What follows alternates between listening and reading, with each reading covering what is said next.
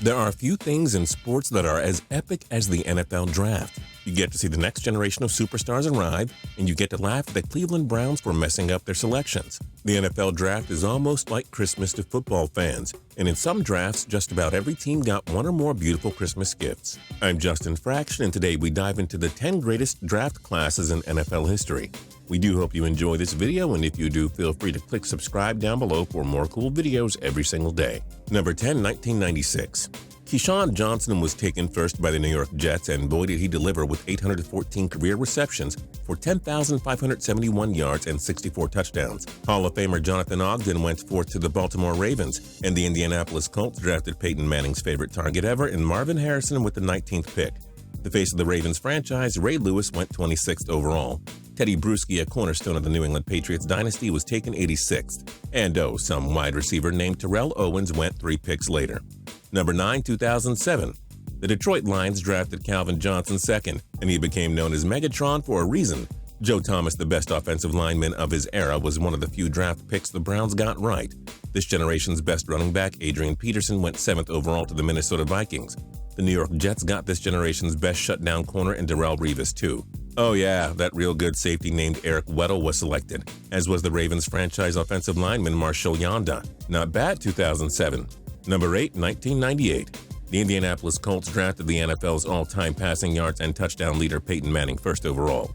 The Oakland Raiders got one of the most dominant corners ever in Charles Woodson at number 4. The most complete wide receiver ever in Randy Moss went to Minnesota with the 21st selection. First Super Bowl MVP Hines Ward went to the Steelers in the 3rd round, and Fred Taylor, who racked up 11,695 rushing yards in his career, went 9th overall. Number 7, 1969. The Buffalo Bills drafted O.J. Simpson first overall, a one-time MVP, 5-time Pro Bowler, and 4-time NFL rushing leader. Mean Joe Green went to the Steelers 4th, where he wound up propelling them to a dynasty. Roger Worley, arguably the top corner of the 70s, went 19th to the St. Louis Cardinals, 3 Hall of Famers right there in the top 20. Ted Hendricks, a Hall of Famer and 4-time Super Bowl champion linebacker, went to the Baltimore Colts in the 2nd round, and the Houston Oilers got a Hall of Fame wide receiver in Charlie Joyner in the 4th round. Number 6, 1993. Drew Bledsoe went first to the New England Patriots and had quite a career with 44,611 passing yards and 251 touchdowns. Also allow us to mention the name of Garrison Hurst, one of the top running backs in the 90s. And Jerome the Bus Bettis went 10th to the Rams, though his legacy is more remembered in Pittsburgh. Ah yes, Michael Strahan, the Super Bowl 42 champion with 141.5 career sacks, went to the New York Giants at number 40. Hall of Fame guard Will Shields went to the Kansas City Chiefs in round 3 too. Number 5, 2011. What's the best part of this draft class? There is still plenty of time left for these stars to add to their legacies. Without naming all of their accomplishments, take a look at the top 7 picks.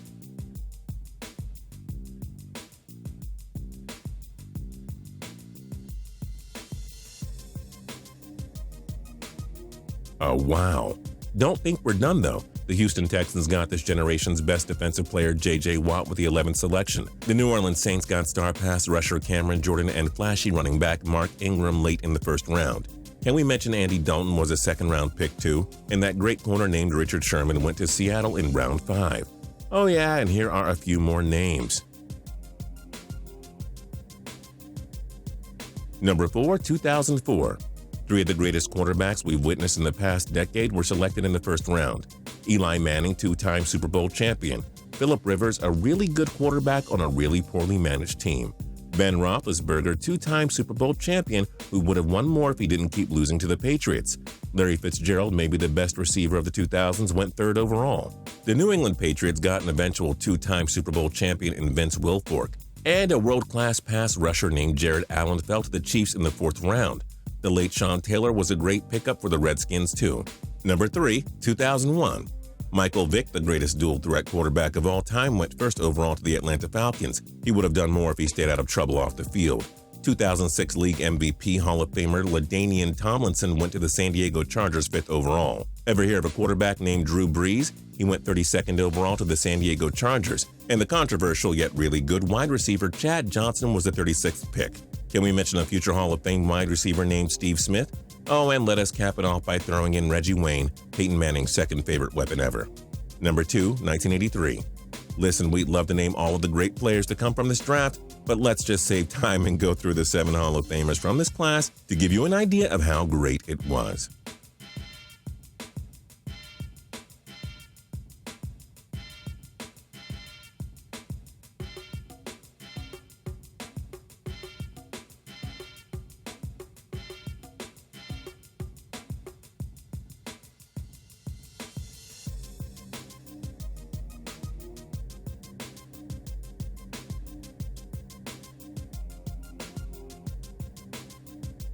And number 1, 1964. 11 Hall of Famers. What more do you want to know? Just take a look at the names on this list. Bob Brown, Charlie Taylor, Carl Eller, Paul Warfield, Mel Renfro, Paul Krause, Dave Wilcox, Bob Hayes, Bill Parcells, and Leroy Kelly. The mother of all draft selections, Roger Staubach, whom the Dallas Cowboys took in the 10th round. He quarterbacked them to a pair of Super Bowls in the 70s and helped them become America's team. We could keep going on, but 11 Hall of Famers. 11. That is all you need to know.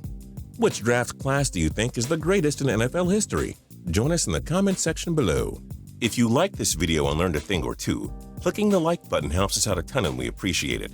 If this is your first time coming around to Total Pro Sports though, subscribing is a great idea because we put out videos like this every single day. But as always, thanks for watching and we'll see you guys next time.